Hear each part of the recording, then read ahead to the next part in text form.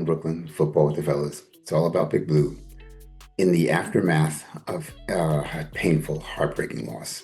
I just want to take a minute and reflect on some of the positives. There's plenty of negatives to take away. I'm sure Mazo and I will do a deep dive on them soon. But I gotta say, this is as exciting a game as we've had in a while. I mean, we've been terrible for a while. So to think that we were, less than 30 seconds away from pulling off the upset and beating Dallas in Dallas, leaves me with a lot of positive vibes as well. Obviously, then they snatched our heart out from us.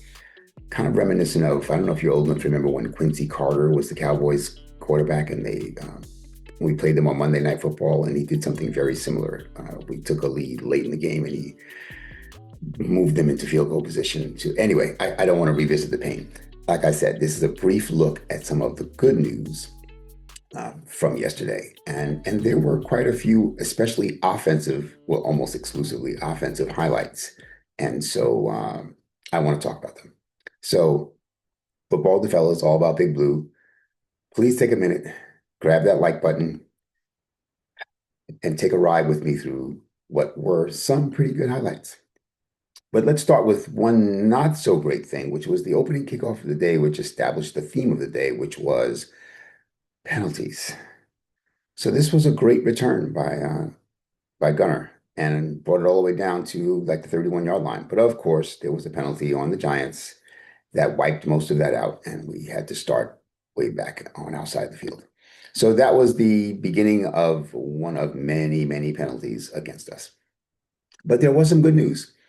On this same drive where we seem to have had the ball for, 50 or 60 minutes, when really we had it for 8.5 minutes, which is outstanding.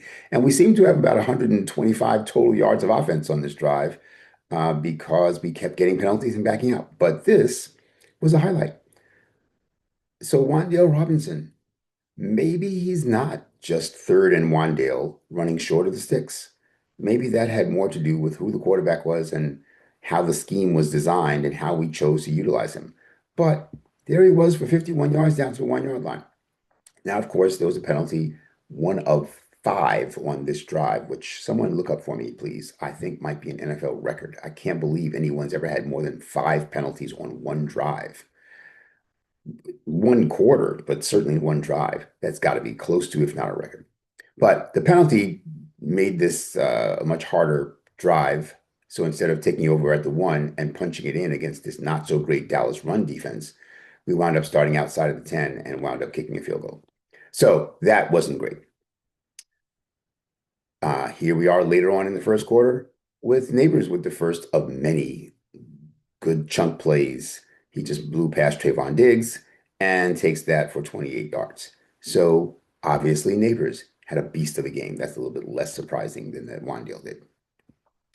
Here's Wan'Dale up the seam for 25 yards, right? This is, again, maybe we just haven't been using Wan'Dale properly, but there he is, opened up the seam for 25 yards, setting up this play.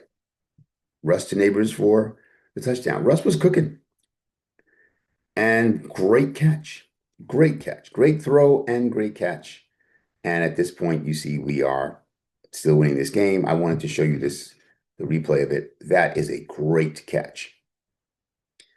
Trayvon Diggs did his best to catch up and to punch the ball out and just couldn't do it.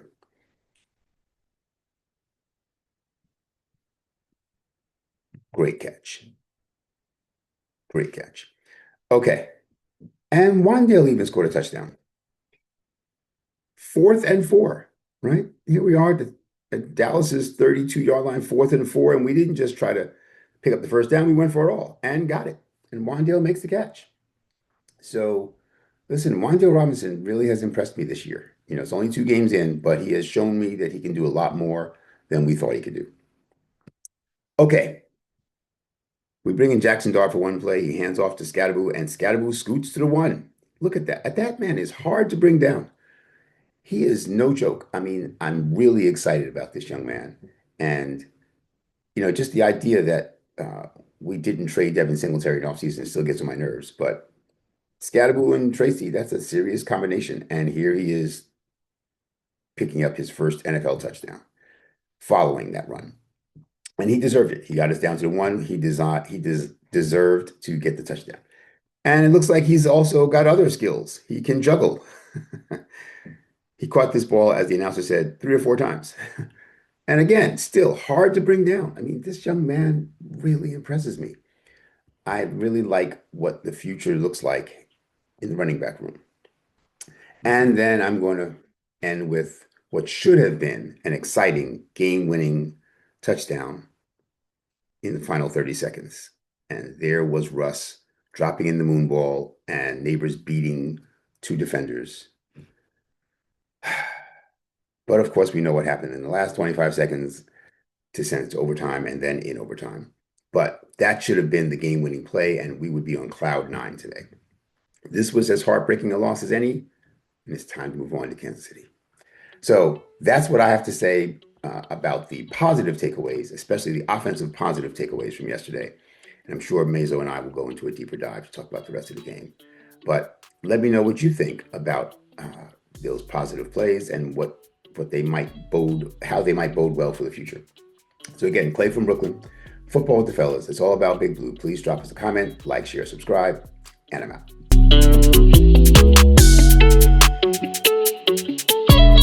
Big shout out to El Marquis Productions, the talent behind the music and production here at Football with the Fellas. It's all about Big Blue. Their beats bring energy and excitement to every episode. El Marquis' skills in mixing, mastering, and creating top quality sound make the podcast come alive each week. For your own projects, check out elmarquisproductions.com and take your sound to the next level.